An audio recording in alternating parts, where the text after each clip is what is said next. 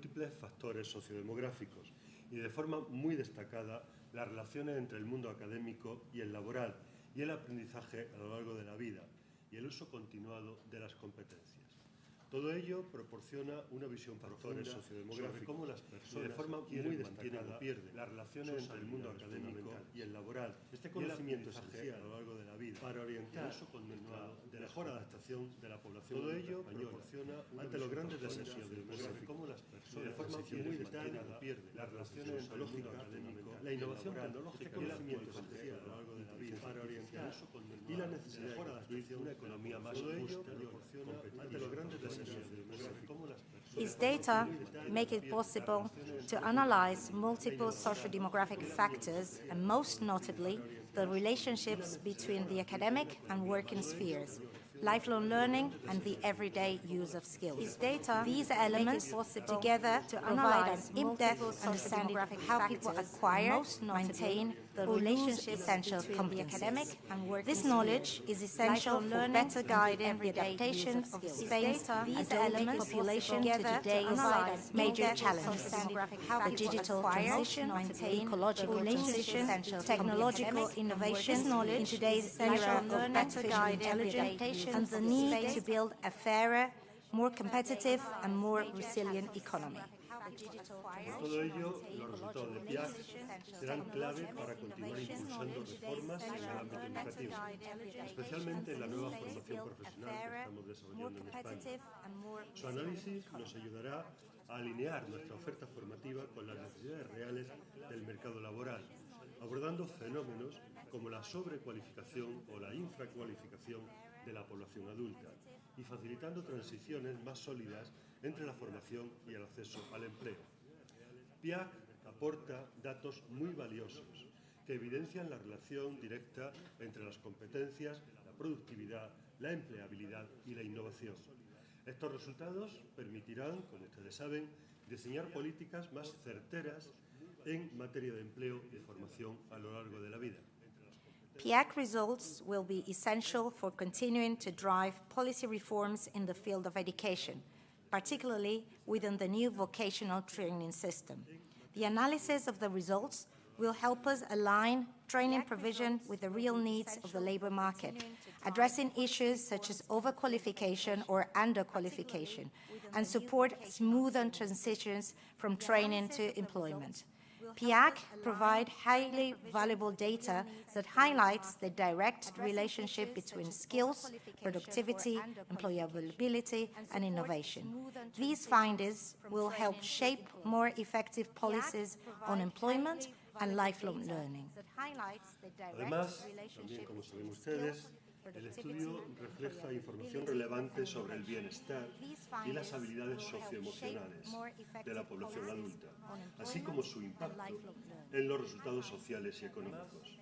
Esta conferencia, estamos seguros, ofrecerá datos actualizados y recomendaciones que contribuirán a orientar de manera más eficiente las políticas públicas y las inversiones en la capacitación de la población adulta hacia aquellos ámbitos donde son más necesarios. In addition, the study provides important insights into the well-being and social-emotional skills of the adult population, as well as their impact on social and economic outcomes. The conference will present updated data and recommendations that will help target public policies and investments more efficiently towards training the adult population in those areas where they are most needed.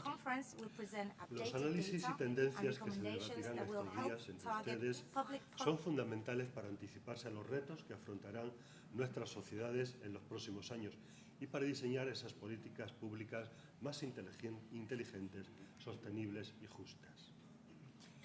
El progreso no debe medirse únicamente en términos económicos, sino también en bienestar, equidad y cohesión social.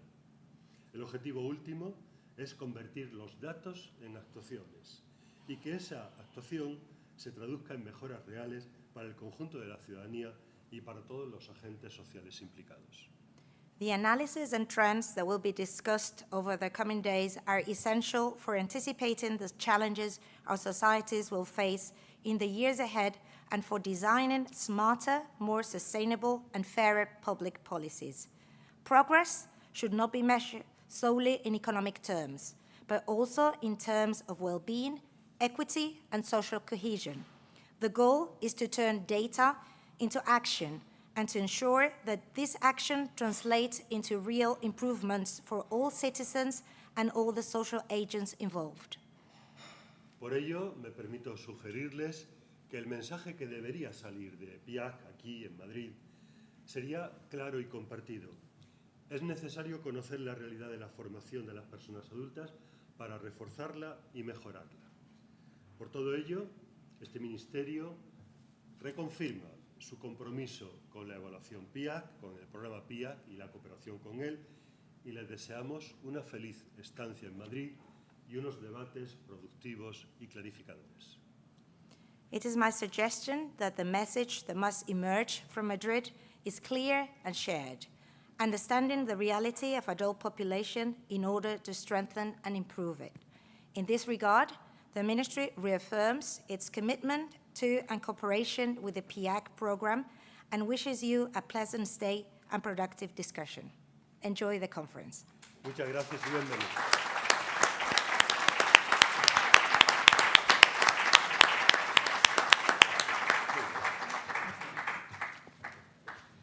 Thank you very much, Secretary, and thank you for your remarks and for highlighting how important PIAAC is in Spain. Thank you, Carmen. Daniello, Deputy Director for Education and Skills, and Mr. Mark Pearson, Deputy Director for Employment, Labor, and Social Affairs. Welcome, Thea, Mark. Thank you.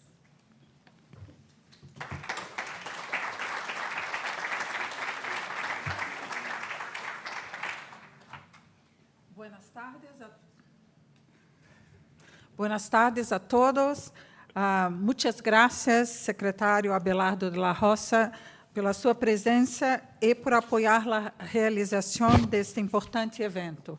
Estamos muito contentes de estar em Madrid, essa hermosa cidade, para celebrar os logros e debater o impacto do Programa de Avaliação Internacional de Competências de Adultos. Isso é tudo que meu espanhol me permite dizer. So I will change to English.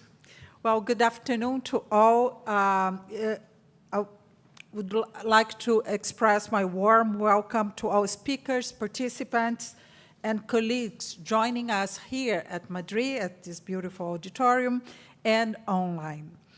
I'm truly pleased and honored to open the 7th International PIAAC Conference. This is a special moment. It's the first international conference after the release of the results of Cycle 2, which provided very rich data to analyze, to explore, and to learn more about how adults acquire skills, how they maintain their skills, and maybe lose their skills if they don't use it throughout their lives. Cycle 2 provides fresh insights into adult skills worldwide, and this conference will be really interesting to see researchers and policymakers really exploring how this data is going to inform their policymaking in their research offers. We have, at the next 2 days, a unique chance to share knowledge, exchange ideas, and strengthen collaboration among us and among all researchers and policymakers that really work to improve the conditions and the skills of adults worldwide. Let me start by reminding you what is PIAAC. PIAAC is the Survey of Adult Skills, which is part of the International Assessment of Adult Competencies. It measures how well adults aged 16 from 65 can read, use numbers, and manage and solve everyday problems.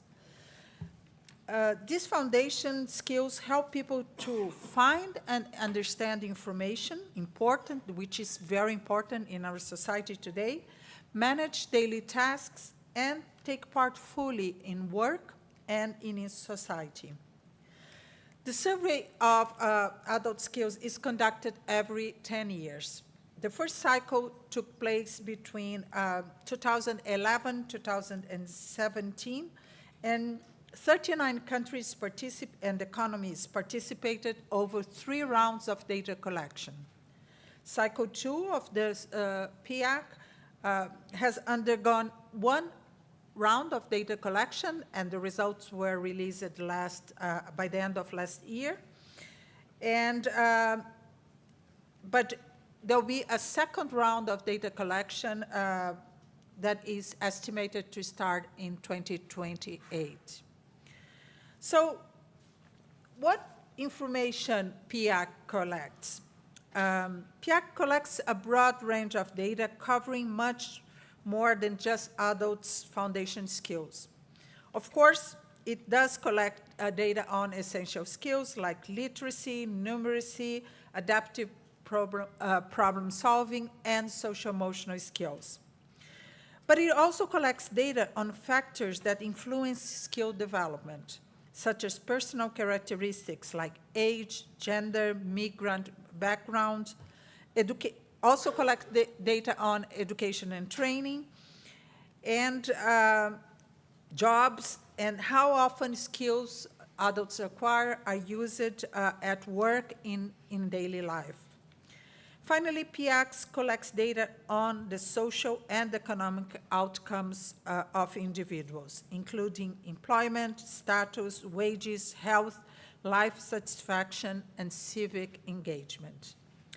The breadth of data makes PIAAC a unique source for research and policy, connecting skills to economic and social outcomes and understanding which policy levers can be used to help people develop these skills. So which countries participate at PIAAC? Oh, sorry, I didn't change here. I'm sorry. Now you can read everything that I just said. I hope it was right. If you see any discrepancy, please raise your hands. Which country participates in PIAAC? Well, PIAAC is a truly global assessment. In the 2 cycles, more than 46 countries and economies have participated. In cycle 2, 31 countries completed data collections already from 2022 and 2023, and 7 more will collect data on 27 or 28th, around this time. Participants include OECD members and non-members from all continents. This diversity really allows for rich cross-country comparisons on skills, education, and labor markets. So how is PIAAC data used on policymaking? Because I think it's important that for OECD, our mission is to provide data and insights for policymakers to improve, to design better policies for better lives. So it's important for us to know if countries are using this data really to design public policies. And a recent survey done by the PIAAC team found that 21 direct policies were recently launched by different governments drawing on PIAAC's data. These policies use the empirical findings of PIAAC to identify specific gaps in a specific population. Because PIAAC data is from 16 to 65, you can really identify specific needs of different cohorts and design policies and programs really to target this special population. It was also used to justify funding. We are at a stage in history where we have to justify just to maintain or to increase any investment in education, which is sadly because we, of course, believe that education has a value for itself, but with fiscal constraints, governments are even more needing data to justify the investments they do in education and reskilling and upskilling, and for more monitoring and evaluation. Looking closer on the themes, the policy areas that these policies address, we can see that there are at least 6 different areas that policies that have been recently developed based on PIAAC data target. First one is strengthen basic skills. And that we can have one example, the example of the program to promote basic skills of adults in Switzerland. Strengthen digital skills, that is very important because with the rapid changes in technology, people need really to acquire digital skills or update their skills as, for example, artificial intelligence advances. There are policies also on increased adult learning participation, and the data show a very interesting, sad data that the workers that need the most reskilling and upskilling and access to learning opportunities are the ones with the lower levels of participation. So we need programs really and policies to stimulate and incentivize these workers to participate in adult learning. And the Flemish region of Belgium has a very interesting program on an action plan for lifelong learning. To build international education, PIAAC data informs the development of the framework for monitoring the Sustainable Development Goals by UNESCO. Also, PIAAC data is used to reform formal education, particularly vocational education and training. So what is really useful, what kind of skills need to be developed by vocational programs in order to develop the skills that are needed for the labor market. And New Zealand is a good example. They have a recent reform of their vocational education and training and used a lot of PIAAC data to inform the design of this policy. And to tackle education inequalities. So PIAAC data has also impact in more broader policies like the Czech Republic Education Policy Strategy 2030 Plus, which is an overall view of reforming education and making education really ready to prepare individuals for the challenges and the needs that they will have in their lives.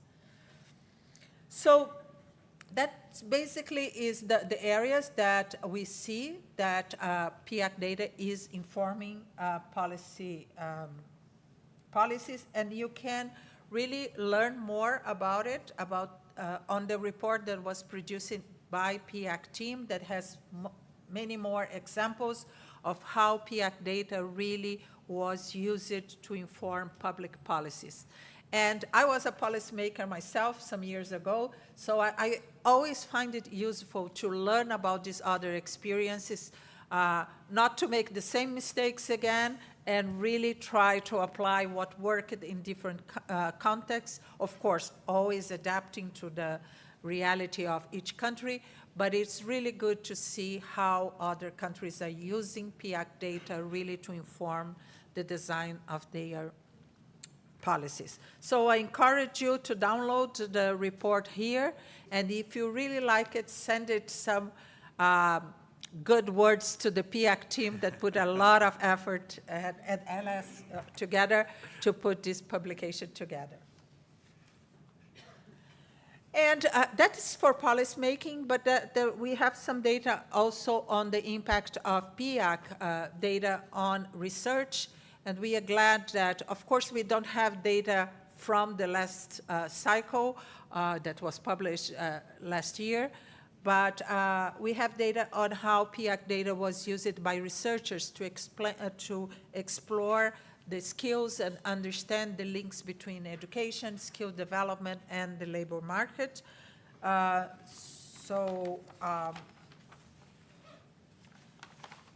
When we look the focus of this research, of course, most of them are on human capital, cognitive skills, education and labor market, that Mark is going to talk more about it, employment, participation, inequality, migration, and basic skills, cognitive skills and adult education and lifelong learning.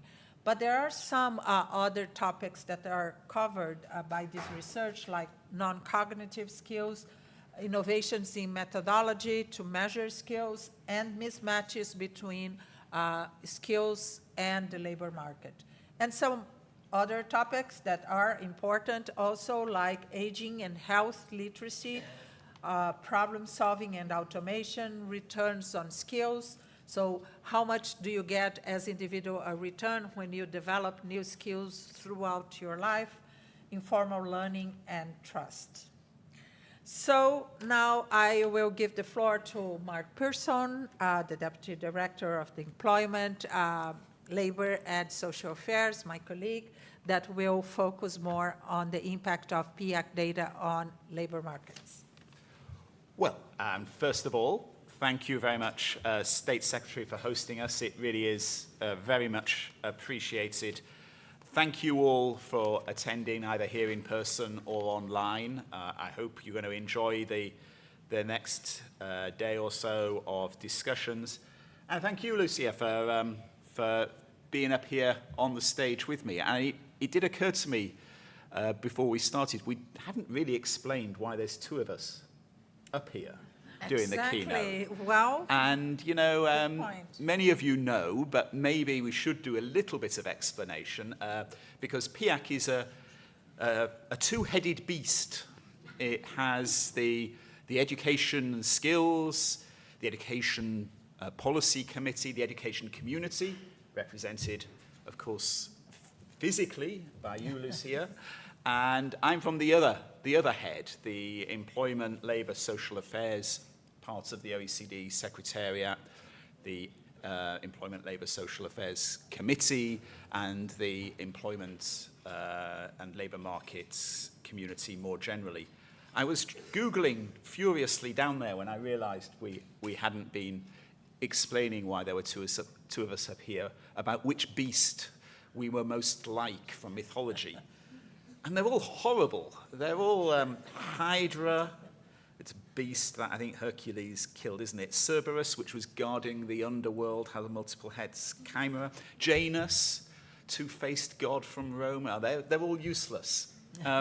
So I think that's a challenge before the end of this conference. If somebody gets bored, could they please find a suitable image to explain how, in fact, we're not a beast. We get on really well, and this is an absolutely fantastic outcome of so much collaboration between the different parts of the OECD, the different committees, but also the different policy communities more generally.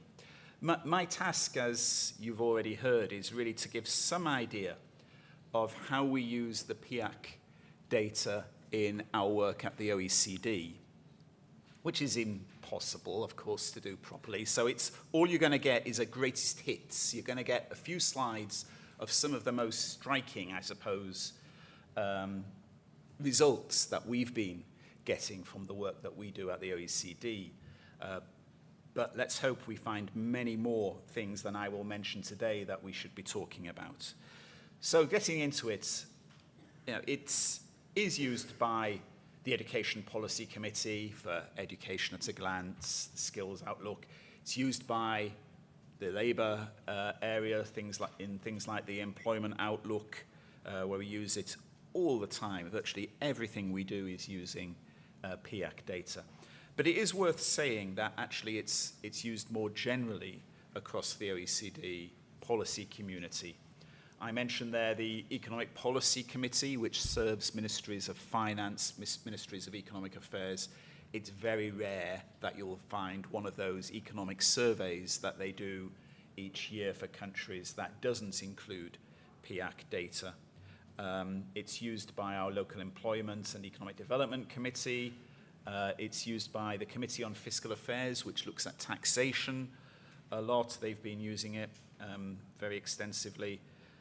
And the Trade Committee even has been using it. I could go through many others, but it isn't just the committees that own the data, the policy communities that own the data. It's been used to shed light on all sorts of different economic policies that we are faced with, the challenges that we're faced with today.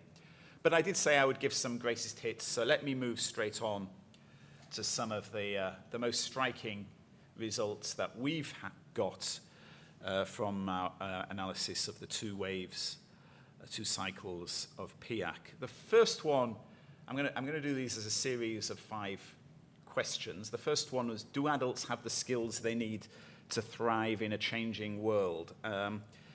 Look, I mean, with the information we've got in PIAAC on literacy, numeracy, adaptive problem-solving skills, we can look at whether adults and workers are equipped for the changes in the labour market or the different mega trends that are going to completely change how we work in the future. And the sad story is that we do look as if we have a sizable challenge in front of us. First of all, just looking at the levels, while many adults do have high levels of skills, 18% on average do not have the most basic levels of proficiency in literacy, numeracy, and problem-solving skills. In fact, it gets worse than that because this chart looks at changes over the past decade. The bars show the raw numbers, the changes in the number of people who have poor skills, or rather the level of skills that workers have. But we're also putting some green diamonds there, which make an adjustment for the changes in demographic structure that have taken place over time. Look, and the general story is that there's only 2 countries, can we actually say, in this case, literacy, look in particular at literacy, can we actually say that the adult population has higher literacy skills in the second wave of PISA compared to the first wave of PISA? Denmark and Finland. Wow, that would have been embarrassing if I'd confused Sweden. Yeah. Wow, I would never have got out of the room alive. No, anyway, it's Denmark and Finland have improved clearly. If you just look at the numbers that have adjusted for demographic structure, you can add Sweden and Norway too. But if you look at the number of countries where we can say that the average skill level has declined, it's a larger number. And that's really quite disturbing, I think. If we looked at numeracy, the picture's a little bit more positive. There's more countries that we can say that there's been an improvement. But I suppose despite the greater attention that we've been given to skills over the period between the first and the second wave of PIAAC, it is striking that we've not managed to have more countries where we can definitely say there's been an improvement in skills levels. A second of my greatest hits slides is to help, PIAAC helps us understand which jobs are most at risk of automation. And of course, PIAAC helps in this because it has information on the share of adults that work in routine or non-routine jobs in each country and how intensive that usage is. What this chart shows is that on average, less than half of workers, 46% to be precise, worked in non-routine or low-routine occupations. Now, generally, we would expect people who are working in non-routine or low-routine occupations to be less at risk of automation. Of course, that may change over time. But still, we're finding 46% in those sorts of occupations.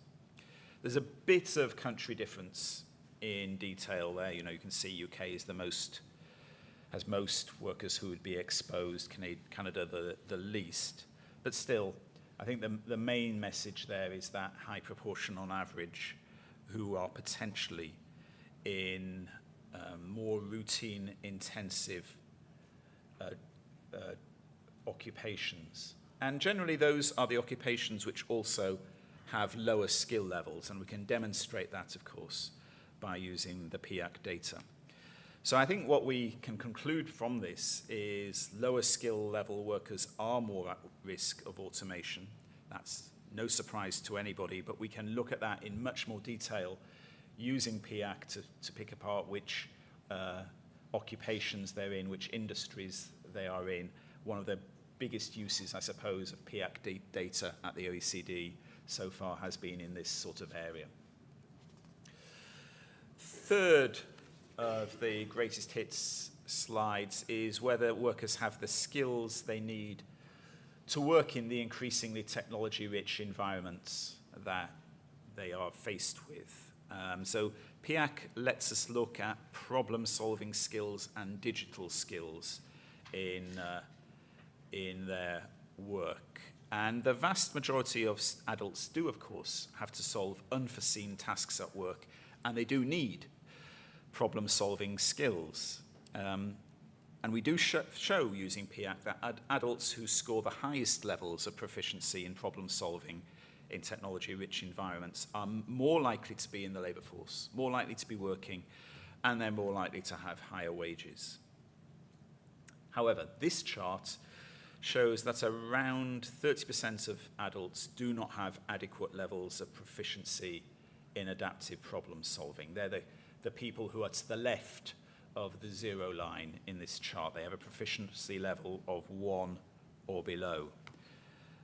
We can show the same sort of thing if we look at ICT skills. There's many adults still with no experience really with computers at all. And the proportion of adults who use ICT frequently at or outside of work varies enormously across countries.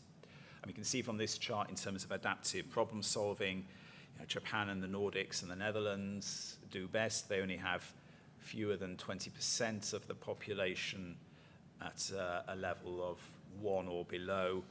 Much bigger problems in Chile, Italy, Poland, Lithuania, where there's many adults with low levels of proficiency in adaptive problem solving. Oops, shouldn't have done that. There we go. Fourth slide that I'm going to show is that we've used PIAAC to investigate how workers use their skills at work.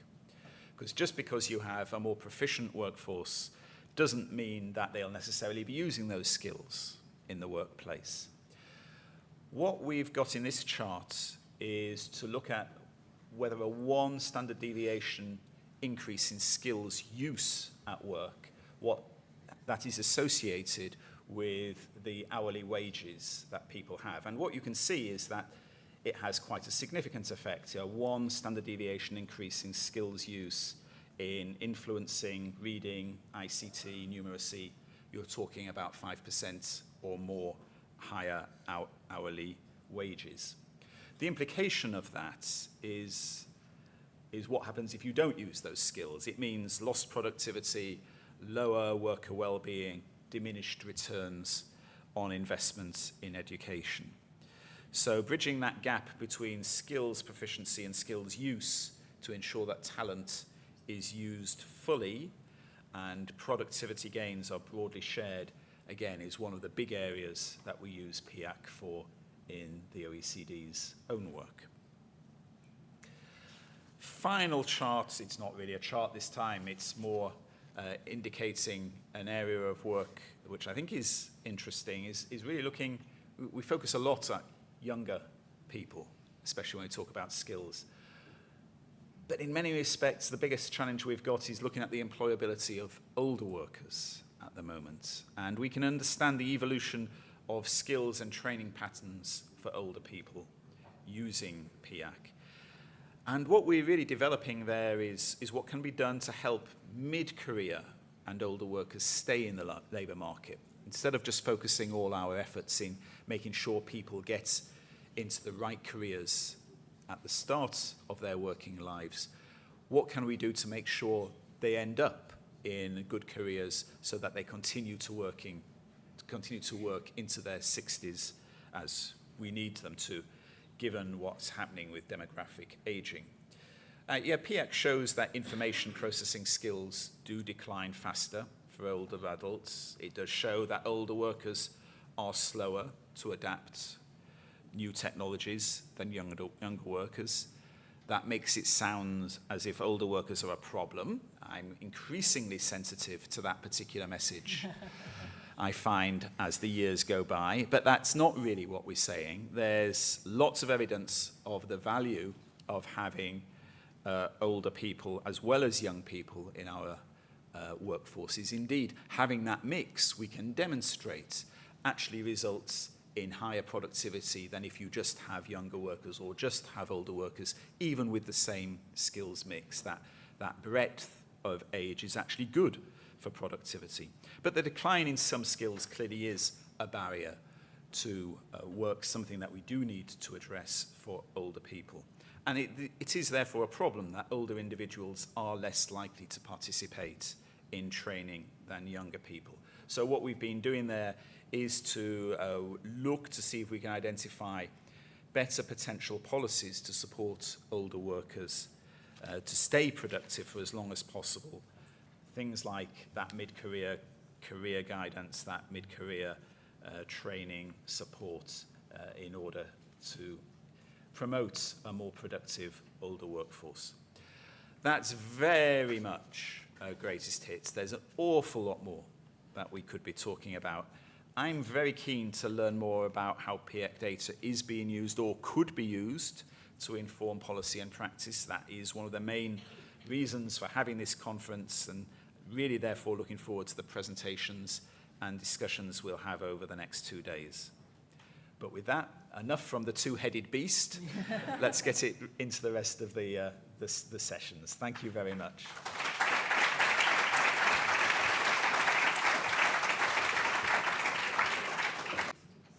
Well, thank you very much, Lucia. Thank you very much, Mark. We got scared at the beginning with the introduction, but it was a very insightful session, both presentations on how PIAAC data can be successfully converted into policies, also research, very interesting indicators, food for thought indeed. So in the context of the global skills agenda also. Now we are moving on to our next session. Our next speaker is Ms. Anne Branch. Anne is Head of Unit at the Union of Skills at the Directorate General for Employment, Social Affairs and Inclusion in this European Commission. And Anne will be speaking about how PIAAC is shaping European Union policy. Anne, please, when ready, please come up on the stage.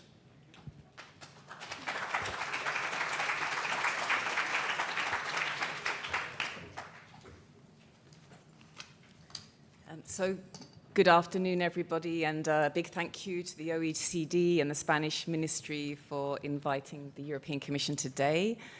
Apologies, our Director General, Mario Nava, was unable to make the speaking slot, so I'm stepping in for him, but I can assure you you'll hear the same messages.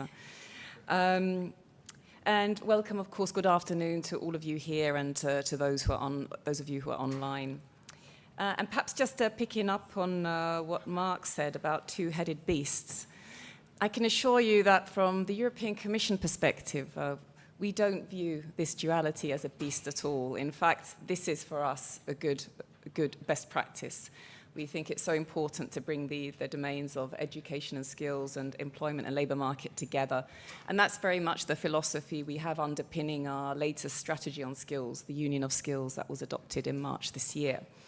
So that's my take on the beast. But it's an honour, coming to the substance of my speech, it's an honour to address this 7th International PIAAC Conference on behalf of the European Commission. And it's at a moment when skills have never been more central to Europe's future.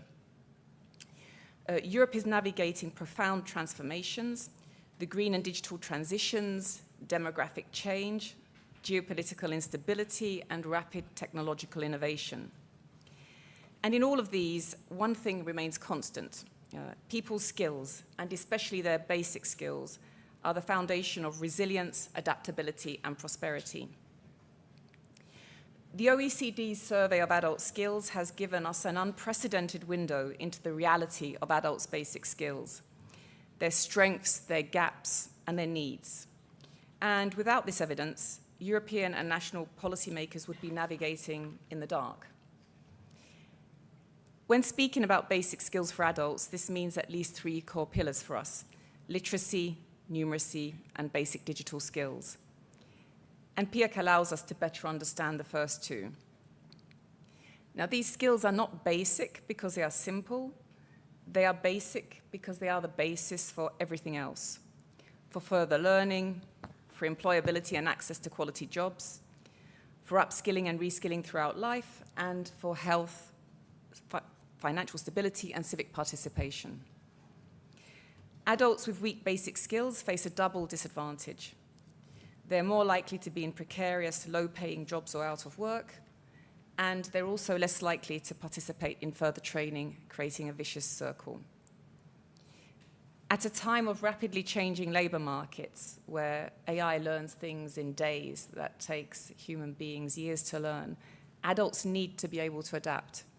For example, the clean and digital transformations require that workers understand new procedures, technologies, and regulations.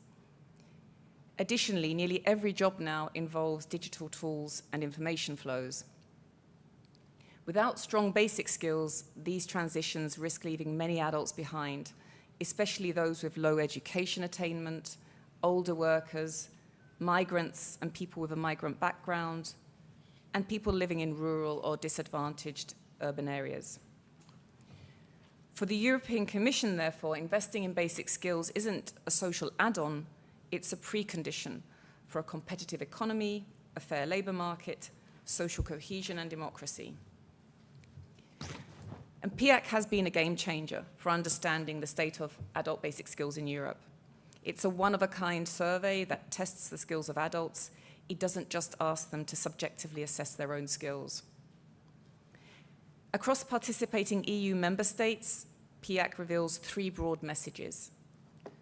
First, a large share of adults struggle with basic skills. Around 1 in 5 perform at the lowest levels in both literacy and numeracy.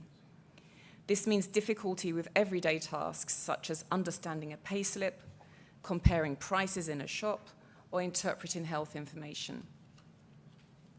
Second, there are large differences both between and within countries.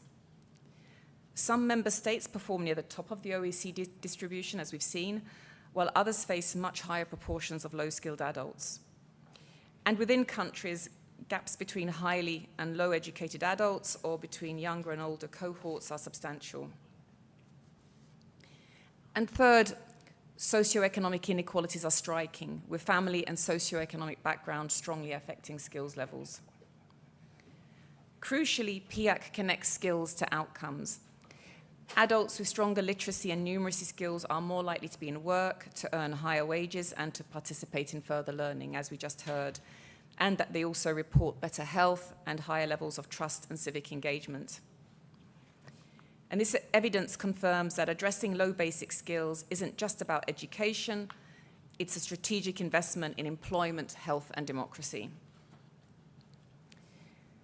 Over the past decade, the European Union has built a strong policy framework on adult learning and basic skills to try to come with solutions. Key milestones, our greatest hits perhaps, include the 2017 European Pillar of Social Rights, especially Principles 1 and 4 on education, training, and active support to employment. And this was proclaimed by the European Parliament and Council also at the 2017 Gothenburg Summit. The 2016 Council recommendation on upskilling pathways, which specifically targeted adults with low levels of skills, and member states were invited to offer 3 key elements to these people: skills assessment, tailored learning offers with a strong focus on basic skills, and validation and recognition of the skills they acquire. Then in 2020, the European Skills Agenda had actions on lifelong learning, micro-credentials, individual learning accounts, and the Pact for Skills. And most recently, in March this year, the Commission adopted the Union of Skills, which is our latest strategy for skills, and it adopted action plans on basic skills and STEM, which all highlight the key role that skills play as a horizontal enabler of competitiveness. In particular, we have a new action on innovative learning spaces, and this will target specifically adults with low basic skills. And in the context of individual learning accounts, we're exploring with our member states how people can be more empowered with the means to prioritize their learning. And in this context, since we're gathered today in Madrid, let me highlight Spain's active participation in the third round of the Individual Learning Accounts Mutual Learning Programme. It was a real pleasure to work closely with the Spanish delegation, and we look forward to supporting further progress in the implementation of individual learning accounts in Spain. Now, EU funding strongly supports these priorities. The European Social Fund is the main EU instrument for human capital and social inclusion, financing basic skills programs, outreach, guidance, and second chance education. And it's estimated that over 40 billion euros are being invested in skills during this current 7-year EU budget.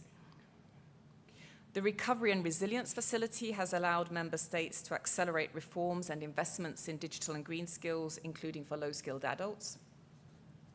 And Erasmus Plus supports innovation and cooperation in adult learning, including high-quality basic skills provision, digital tools, and community outreach. Now, for all of the policies I mentioned earlier, adults with weak basic skills are a core concern, as without tackling this group, EU targets on skills and employment won't be reached. But to tackle the challenge, we agree that we need data. At EU level, robust data is really essential for credible, effective, and targeted policy, and PIAAC is a central element in the skills evidence base that informs the strategies and initiatives that I mentioned. In addition, PIAAC results are feeding directly and indirectly into the European semester and country-specific recommendations, especially where basic skills and adult learning are a bottleneck for growth and inclusion. And indeed, skills are becoming an even more integral part of the European semester with a new human capital recommendation to member states that was introduced in this year's autumn package. And one of the recommendations is to strengthen basic skills to build solid foundations for greater competitiveness. Now, by identifying which groups are most at risk of low basic skills, PIAAC helps the EU and member states to target upskilling to those who need them most, to align adult learning offers with labour market needs and social inclusion objectives, and to monitor progress over time and to benchmark themselves against peers. And it's very interesting also to get this comparison beyond the EU. At the technical level, PIAAC complements EU data collections such as the Adult Education Survey, the Labour Force Survey, and other EU statistics. And together, they provide a fuller picture of who participates in learning, what skills they have, and which policies make a difference. So in summary, PIAAC isn't indeed just a research exercise, it is a policy tool that helps transform political priorities into concrete actions and investments. And we at the Commission would like to thank the OECD and the involved countries for their thorough work on PIAAC. The European Commission is an important supporter, considering that EU member states are the biggest bloc of countries taking part in the survey. And the support takes several forms. The first is political backing for the participation of our member states and underlining the strategic importance of PIAAC data. The second is financial support for national participation in PIAAC through the co-funding of the international fees to the OECD through the Erasmus Plus programme, as well as co-funding the implementation at national level through the European Social Fund. Also, we provided financial support to the related report on understanding skills gaps in firms based on the PIAAC employer module. The Commission is also helping to bring PIAAC results into the policy sphere by using PIAAC-based indicators in important EU analytical and monitoring reports, by supporting peer learning, conferences, and working groups where countries share how they use PIAAC to design reforms, and encouraging member states to use PIAAC to target skills investments more effectively. So this support really reflects EU commitment to evidence-based policymaking. Now, looking to the future, the question for policymakers isn't whether PIAAC is useful, it clearly is. The question is rather how PIAAC can evolve to remain even more relevant in a fast-changing world. And we see several directions that we could suggest as being important from an EU policy perspective. The first is the issue of timeliness and continuity of data. So regular, predictable cycles are really useful so that member states can track progress and the impact of reforms. And ideally, shorter time lags between data collection and publication to support timely decision-making. Second, better coverage of digital skills. Basic digital skills are one of the essentials of today's labour market, so it would be useful to explore if there's a way of capturing them over time, taking into account rapidly evolving digital tools and applications. Third, the issue of skills for job transitions. As job transitions are a common occurrence in today's and likely future labour market, probably affecting everybody.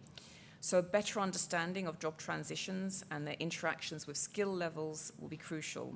And this concerns in particular workers in declining sectors and older workers, as we just heard. The fourth direction we could point to is we would like to get full EU coverage. We'd really welcome this, so we would really encourage all member states to take part in PIAAC. Currently, 20 EU countries or regions take part.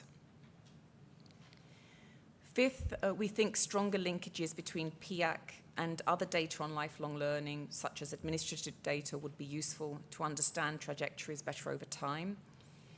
And also better data on participation in non-formal and informal learning and how it relates to changes in basic skills would be useful. And sixth and finally, making PIAAC results more accessible to policymakers, practitioners, and the general public would be important. And here the Commission can also help. We're setting up a new European Skills Intelligence Observatory as part of the Union of Skills, and data such as PIAAC can be profiled there. So better data, we can design better policies. And ultimately, the goal is shared to ensure that no adult in Europe is left behind because they weren't given a fair chance to build strong basic skills. So to conclude, allow me to return to the central message, which is that basic skills are not a luxury.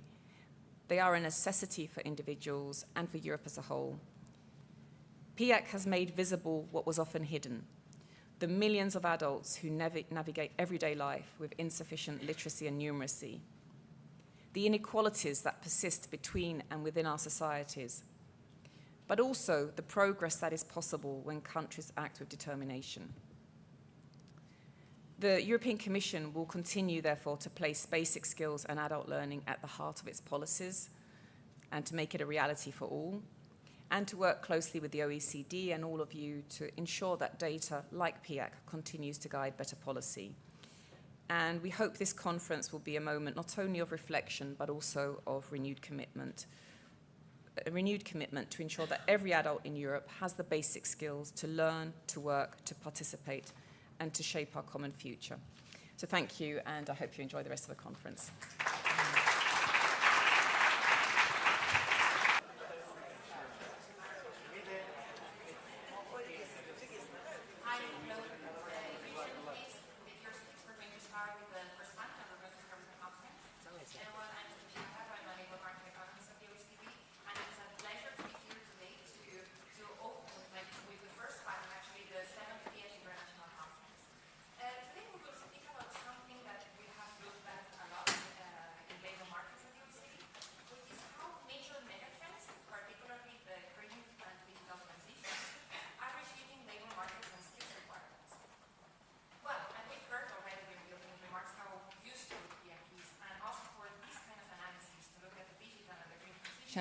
It's also very helpful since besides looking at the level of foundational skills of individuals, we also have very rich information in the background questionnaire, and we get very rich insights on work practices and on the use of skills, for example.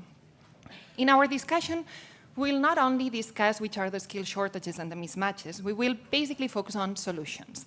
And what we will hear about are like some innovative initiatives that aim at understanding how these megatrends are changing labor markets and addressing the skill shortages that these different transitions bring. Well, to start, we have Glenda Quintini, the head of the Skills and Future Readiness Division at the OECD, who will share some insights from our analysis on how these megatrends are shaping skill needs in today's labor market, and a bit of an overview of how we have used PIAAC could be used. Thank you very much, Glenda. Thank you, Patricia. Thank you. It's an honor to open this first session of the conference. Skills are really crucial to today's discussion on the digital and green transition. And no matter how we look at it, we land on the issue of workforce skills as a key ingredient to succeed in these transitions, and also as very important to make sure that the benefits are broadly shared. So how do skills come in? First, these transitions create new job opportunities with new skill requirements. So imagine, for example, jobs in renewable energy, jobs that require knowledge of AI to develop and maintain AI systems. But then we also have changes in skill requirements of existing jobs. So understanding how existing jobs are changing is also important in the skills discussion. So you could have a greening of many jobs, an increasing importance within jobs of digital skills. We've seen this in the past couple of days, looking at changes in skill requirements and the use of ICT skills. And then, of course, these transitions also imply, the green and digital transition also imply structural shifts in labor markets. So it means that workers may need to move between sectors that are declining and towards sectors that are growing. And this, again, means comparing skill requirements, helping them to develop the skills that are needed to transition into new jobs. What do we know in terms of skills requirements related to this transition? I'll go one by one, trying to summarize the relatively large amount of work we've done on this. So if we start from the digital transition, and in particular from AI, what we know is that AI, the last time we consulted experts about this, the conclusion was that AI is allowing us to automate a lot more tasks than previous technologies. So in some ways it has allowed better automation of tasks that were already physical tasks. For example, manual dexterity, those tasks that require fine motor skills that were already partly automatable before, and now they're very easily automatable.